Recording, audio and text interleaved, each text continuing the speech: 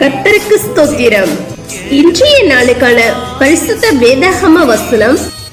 5 நான் படுத்து நித்திரை செய்தேன், விழித்துக் கொண்டேன், கர்த்தர் என்னை தாங்குகிறார்.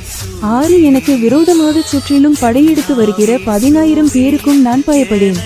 7 கர்த்தாவே எழுந்தருளும், என் தேவனே என்னை இரட்சியும்.